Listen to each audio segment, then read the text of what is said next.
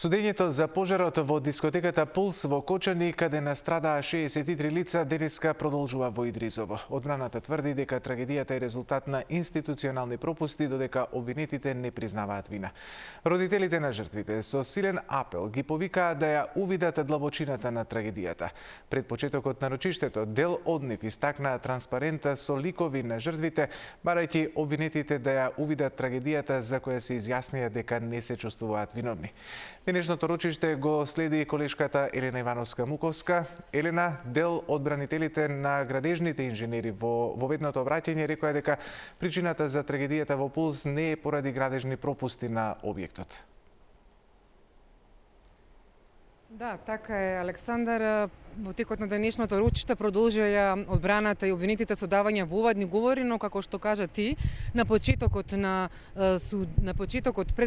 судењето, овде во судницата во Идризово, родителите го поставија овој транспарент со ликовите на 63 жртви, со ликовите на нивните загинати деца, да ги пречека обвинетите кои што доаѓаат од тука, поминуваат од тука и влегуваат од страничниот влез. На него стои пишува 63 сенки ќе ве следат, секој поглед бара правда. Родителите го поставија тука за кога ќе влегуваат обвинетите, како што велат, да ги видат жртвите од трагедијата во Кочани, и потоа во изјава за медиумите револтирано реагираа затоа што на претходното рочиште сите кажале дека не се чувствуваат виновни, односно дека никој не призна вина. Предлагам да ги слушнеме изјавите на двете мајки. Еве, денес го донесовме транспарентот со нашите 63 убиени деца, бидејќи да ги потсетиме убииците на нашите деца што направија, бидејќи на претходното рочиште тие се изјаснија дека не се виновни, па затоа да видат што се направиле, за да ги потсетиме што се направиле. Многу контрадикторно беше што на минатото рочиште никој од обвинетите не се изјасни за виновен.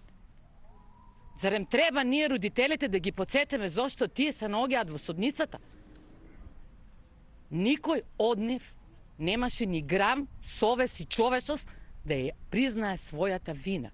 Ни монструмот, ни син му, ни брат му, ни соучесници дали биле од прв, втор, трет ред, никој не покажа барем човечност.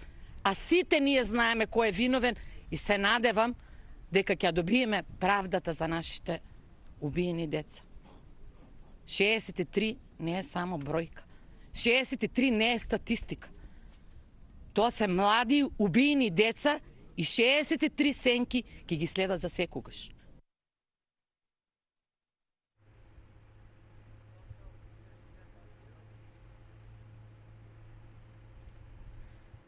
Одбраната на тројцата градежни, општински градежни инспектори на почетокот на рочиштето најави дека тие ќе докажуваат дека немале надлежност, ниту ингеренции, за да може да ја спречат трагедијата во Кочани, односно пожарот во Пулс. Велат дека пожарот, односно причина за трагедијата е пожарот, а не градежната конструкција, не објектот, и токму затоа дека тие не можеле да спречат ништо, ниту пак имале ингеренции.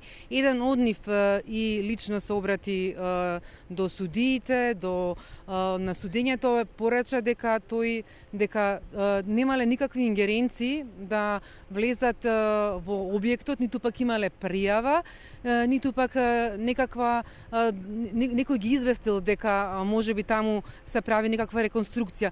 Но предлагам овде да слушнеме дел од неговите воведни говори во судницата. Објектот и до ден денес стои. Не се урна, ниту попушти. Од овде се гледа дека оваа трагедија не била воопшто градежна. Градежниот инспектор не контролира интериерно, односно внатрешно уредување. Не контролира дејност. Не контролира пиротехника, ниту безбедносни мерки од пожар. Тоа е надлежност на други институции. Оваа дискотека почнала да работи 2012 година, 7 години пред моето вработување. во 2012 година се издадени лиценците. Тогаш јас не сум постоел во системот.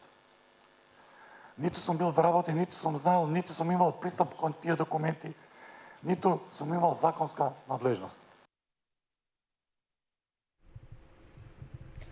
Одбраната пак на поранишниот градоначалник на Кочани Радко Димитровски рече дека дека ово обвинение е конструкција, дека тој смета дека може да се најде заменски судија, заменски обвинител, но не и заменски обвинет кој што ќе одговара наместо тој што треба да е виновен.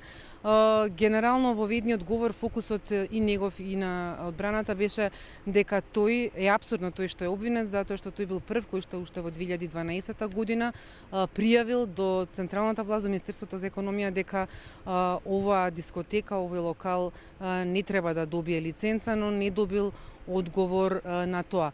Предлагам да слушнеме дели од неговото воведно обраќање во судницата. Во тоа барање ме пишано се за што сум бил должен да го знам. Каква намена е тој опфат од ДУП и дека нема услови за паркинг места. И на крај, изричито барање да не се издава одобрение или лиценца за дискотека или ноќен клуб, бидејќи не е во надлежност на општината, затоа се кажува дали е дискотека или ноќен клуб или што ќе биде, како ќе биде таму. Повторно молка. Повторно недобиен одговор. Причина – немање ингеренции за мешање во државна власт. За истото се можеле да се умешаат многу други институции од општината Кочани. Разбирливо од државните институции во општината Кочани, се извинувам. Разбирливо, бидејќи во постапката во која јас се бунам е вклучено МВР, ДПИ и на крај, после нивните проверки, формално и Министерството за економија. Сите тие имаат представници во општината Кочани. По Димитровски следни кои што треба да дадат воведни говори се адвокатите и самите обвинети доколку им сакаат, тоа се неговите наследници во градоначалничката фотелја, Папазов и Илиев, но најверојатно и други обвинети во текот на денот ќе дадат своји воведни излагања ќе имаат. Ние остануваме тука, па повеќе во вестите во 15:30.